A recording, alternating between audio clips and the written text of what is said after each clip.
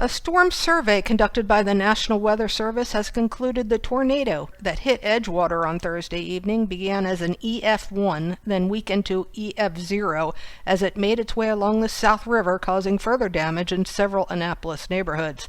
The agency said the tornado was on the ground for just over 6 miles in about 10 minutes. The Arundel River Federation's pump-out boat, which sank during Thursday night's storm with 200 gallons of waste in its tank, has been pulled up and is on land. Denise Swall, executive director of Arundel Rivers Federation, told WNAV there were no leaks of any kind, fuel or otherwise. They suspect, since it was submerged, there will be electrical and mechanical damage to its engine and equipment. Great Frogs Winery, located in the Harness Creek area of Annapolis, had extensive damage. They posted on Facebook, "Our doors to visitors will be closed for the foreseeable future while we rebuild our tasting room, which we lost in a tornado last night.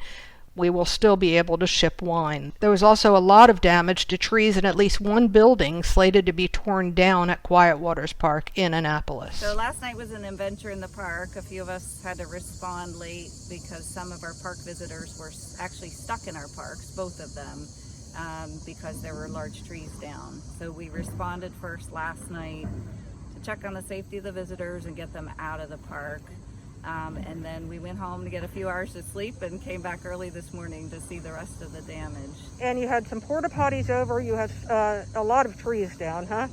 Yeah, we have a lot of trees down on our trails, not many on our roadways. It's Labor Day weekend. We have events here this weekend. We have a wedding right here tomorrow.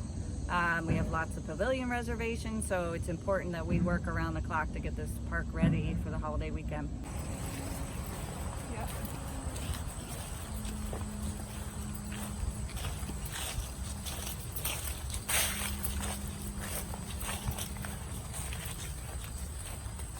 And we are right on the South River. This is really the only structure that was damaged. I can't see the boathouse, so I'm not sure. I can't get down there right now. Donna Cole, WNAV News.